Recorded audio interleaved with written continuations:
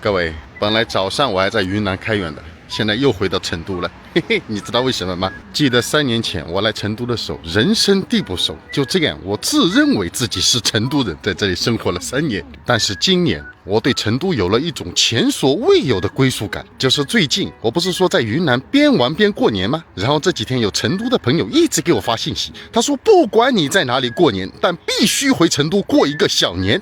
哇，我跟你讲，这句话一下子扎进了我的心窝。就是你不管走到哪里，有一个城市，有那么些人等你回家，这就是一种家的感觉，你知道吗？所以我早上一大早就买了机票，从云南直接飞到成都来。然后现在我带你们去感受一下我来成都这3年来的遗憾，那就是体验一次真正成都传承1000年的年味——成都的灯会。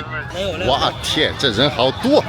第55届成都国际熊猫灯会，我天，55届算起来就是55年。55年前，我感觉我家点蜡烛都要扣的时间呢。55年前，这成都人过的什么样的生活啊？国宝迎宾，哇，这个灯好漂亮啊！这个灯，成都的年味就是不一样啊。那边是小熊猫，这边是大熊猫，哇，大熊猫也好看呢。你看，哎呀，2个熊猫。哎呀哎呀，过了桥就进入主题了。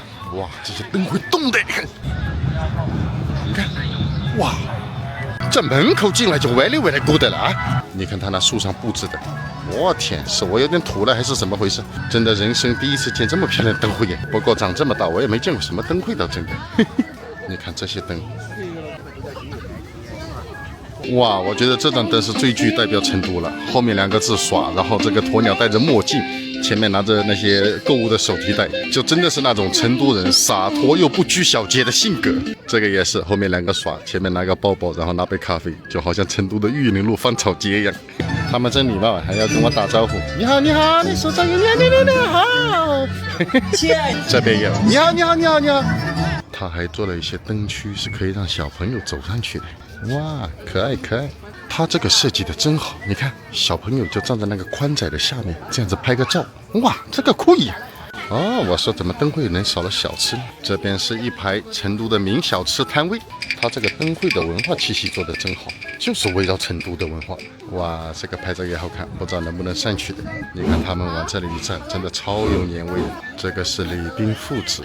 有话说话，他们弄这些灯的造型，我感觉从年初就开始准备了吧，每一个设计的都好复杂、好精细的那种。这个是我乃长生赵子龙，你们可能视频里看啊，还没有这种震撼的感觉，就是我现在站在下面是大概3层楼的那种视觉感，你知道吧？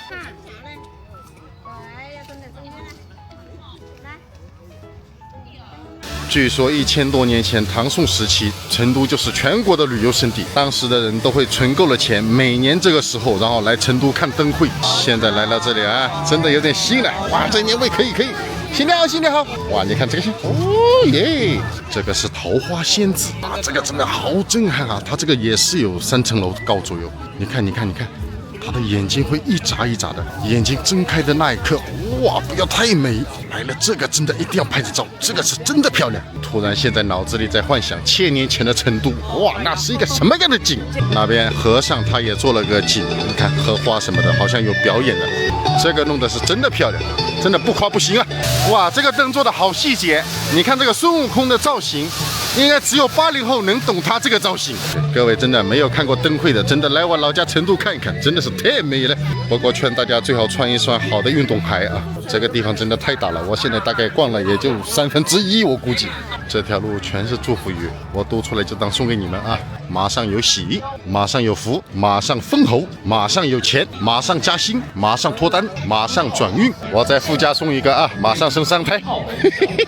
这边好像都是泡泡玛特的主题，他把这个泡泡玛特融入进去以后，哇，这个真的好看。你看这个还不叫可爱，这个喜欢泡泡玛特的人站在这下面拍张照，那感觉不要太好。他这个照镜照得好，这个好像一个轿子一样，然后你小朋友或者大人站在这个中间，拍过去的背景就是泡泡玛特。这个是神骏出东方，万马奔腾，这个也是那种现场视觉氛围感特别大的那一种，但是视频小拍不出来，你知道切不切？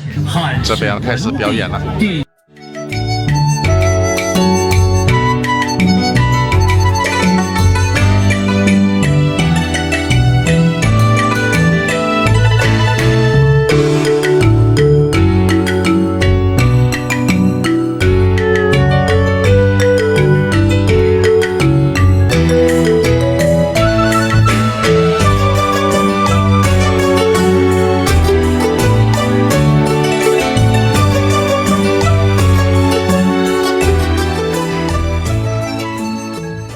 最后总结一下这个灯会，我是买的那个叫早鸟票，39块。然后他今年举办的这个地址呢是那个龙泉的东安湖公园。然后他这个开园时间大概是下午3点左右，到了傍晚6点钟，所有的灯全部都会打开，一直到10点半才结束。然后真正玩的话，你如果慢慢看，应该差不多3个小时左右。除了这些灯以外，然后它还有很多的表演，从5点多开始到灯会结束为止。这里有个舞台，那边河边有个舞台，好多个舞台。反正他一到表演的时候，就整个会场会播放给你听。然后那些节目都是围绕着四川的文化，大概有10来个表演的节目。整个灯会的细节和它这个氛围感，我觉得真的做得不错，值得一来。好了，今天就到这，因为明天我要去成都朋友家吃我人生第一顿成都老家的年夜饭。